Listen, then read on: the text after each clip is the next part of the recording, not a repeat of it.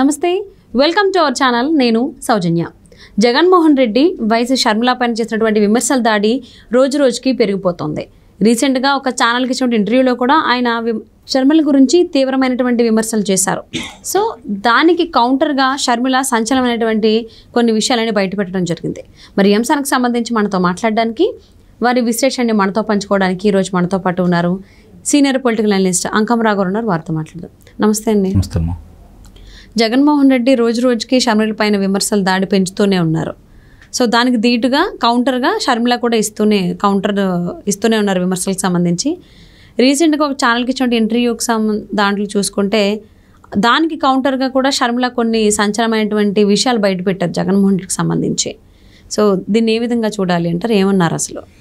మామూలుగా సహజంగా ఏంటంటే ఇది కుటుంబ నేపథ్యంలోంచి బయటకు వచ్చి అన్న కోసం ఇంత శ్రమ చేసినటువంటి చెల్లెలు అధికారం వచ్చిన తర్వాత కూరలో కరివేపాకులా తయారైపోయి, అలాగే అన్నగారి పుణ్యమాని మహిళలకి ఆస్తిలో సమాన హక్కు వచ్చిన తర్వాత కూడా ఈరోజు సంపాదించిన దాంట్లో తనకేమీ లేదనేసి షర్మిల గారి ఆక్రోషం అక్కడి నుంచి ప్రారంభమై ఆస్తుల వ్యవహారంతో మొదలుపెట్టి ఈరోజు పార్టీల వ్యవహారం దాకా మార్చేశారు. ఇప్పుడు కాంగ్రెస్ పార్టీకి ఆమె అధ్యక్షురాలు, స్వతంత్రంగా పార్టీ పెట్టుకొని తెలంగాణలో ఎన్నికల్లో పాల్గొంది. ఆ రోజు ప్రతి విమర్శలు ఏమి లేవు అన్న చెల్లెల మధ్య. ఏదో చిన్న చిన్న 1-2 సార్లు ఏదో అడిగితే మీరు అక్కడ అడగండి నన్ను ఎందుకు అడుగుతారని చెప్పని ప్రశ్నించింది తప్ప అంతకుమించి వ్యక్తిగతంగా వైరాలు ఏమి లేవు ఆ రోజు. సరే, ఇప్పుడు జరుగుతున్న పరిణామాల్లో ఇక్కడికి వచ్చిన తర్వాత సహజంగానే వాళ్ళ శ్రేణులు ఆమె గురించి కొంచెం వ్యక్తిగతంగా కూడా వెళ్ళి వాళ్ళ ప్రసార మాధ్యమాల్లో కావచ్చు, వాళ్ళ ఛానల్స్లో కావచ్చు కించపరుస్తూ వ్యాఖ్యానాలు చేయటం, పోస్టులు పెట్టడం చూస్తూనే ఉన్నాం. దానికి ఏ రోజు కూడా ఇతను ఖండించలా. మరి ఇంకొక అడుగు ముందుకేసి రాచమల్లు ప్రసాద్ రెడ్డి గారు ఒక అడుగు ముందుకేసి ఆయన రాజశేఖర రెడ్డి గారు అమ్మాయే కాదన్నట్టు చెప్పాడు. ఒక వివేకానంద రెడ్డి గారి హత్యకు సంబంధించి మొట్టమొదటి కూడా కొంచెం గట్టిగా మాట్లాడుతూ ఉంది షర్మిల. అవును, సునీత గారు మాట్లాడేదానికి వాస్తవాలు ఇంకొంచెం దగ్గరగా తీసుకెళ్తూ అవినాష్ రెడ్డి గారి ప్రమేయం ఉంది, అవినాష్ రెడ్డి గారిని కాపాడుతుంది మా అన్నయ్య అని చెప్పని మాట్లాడుతూనే ఉంది. ఈ మధ్య చూసిన తర్వాత ఒక ఇంటర్వ్యూలో మీరు అన్నట్టు జగన్మోహన్ రెడ్డి గారు చెల్లెల మీద ఓడిపోతుందేమో జాలిపడతా వ్యక్తం చేశారు. అప్పుడు షర్మిల గారు ఏమన్నారంటే, అంతగా నా మీద అంత ప్రేమ ఉంటే జాలి ఉంటే అవినాష్ రెడ్డిని వైదొలగమనొచ్చు కదా అని చెప్పని మాట్లాడారు. ఈ మధ్య నిన్న రజనీకాంత్ తోటి మాట్లాడే విషయంలో కొంచెం విమర్శలు ఎక్కువ మొదలుపెట్టేశారు. అంటే ఇక్కడ మనం అర్థం చేసుకోవాల్సింది ఏంటంటే షర్మిల గారు ఎక్కడ వెనక్కి తగ్గట్లా. ఒక రకంగా మాట్లాడాలంటే చూసే వాళ్ళకు కూడా జగన్ రెడ్డి గారు మాట్లాడేదానికంటే కూడా షర్మిల గారి మాటలకే ఎక్కువ మంది రాజశేఖర రెడ్డి గారు వారసురాలనే అభిప్రాయానికి వచ్చారు. ఆవిడ మాట తిప్పట్లేదు అంతవరకు. అంటే ఇప్పుడు ఈయనెటు ఒప్పుకున్నారు రాజశేఖర రెడ్డి గారి వారసుడిగా కాబట్టి ముఖ్యమంత్రిని చేశారు. ఇప్పుడు ఆమె ఇతన్ని విమర్శిస్తూ బయలుదేరుతూ ఉంది. ఈ మధ్య నిన్న చూశారు కదా, కడపలో వేంపల్లిలో మీటింగ్ జరుగుతున్న సందర్భంలో కూడా చాలా స్పష్టంగా మాట్లాడింది. అవినాష్ రెడ్డి గురించి మాట్లాడింది, అలాగే తండ్రి గురించి మాట్లాడింది, జగన్మోహన్ రెడ్డి గారి గురించి మాట్లాడింది, అలాగే భారతి గారి గురించి కూడా మాట్లాడింది.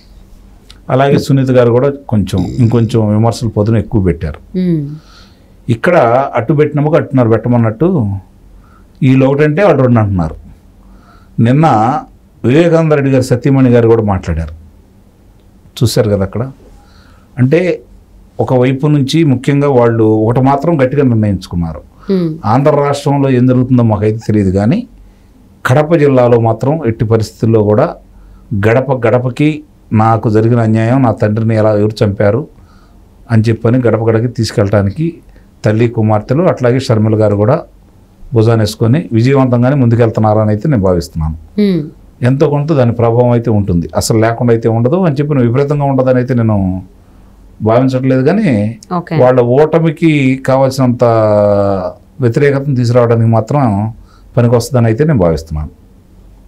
అంటే జగన్మోహన్ రెడ్డి చేసిన కామెంట్స్ ఏంటంటే షర్మిలకు సంబంధించి, షర్మిలకి పదవీ కాంక్ష ఉంది, అంతేకాకుండా అడిగిన డబ్బులు ఇవ్వలేదని చెప్పేసి కాంగ్రెస్ పార్టీలో చేరింది అని కామెంట్ చేశారు. దానికి ముందు కూడా చీరకు సంబంధించి కూడా ఏ రకమైన కామెంట్ చేశారు చూసాం. అంటే ఇప్పుడు ఈ కాంగ్రెస్ పార్టీలో చేరడానికి అడిగిన డబ్బులు ఇవ్వలేదని అనడం, పదవికాంక్ష ఉందని చెప్పేసి ఎంపీ అభ్యర్థిగా పోటీ చేస్తుంది అనడం, ఇది ఈ మాటలు ఏ విధంగా అర్థం చేసుకోవాలి?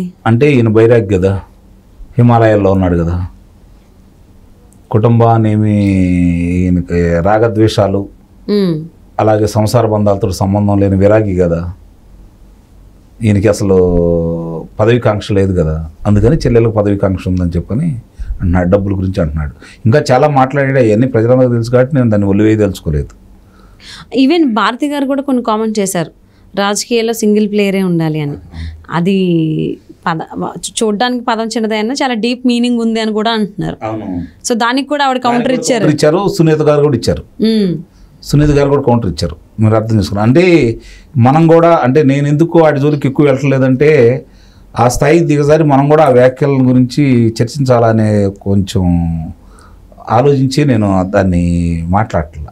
ఓకే, అంటే జగన్మోహన్ రెడ్డి అన్నది కాదని నేను అంటలేదు, కానీ రాజకీయ విమర్శలు అనేవి దిగజారిపోయినాయి కదా.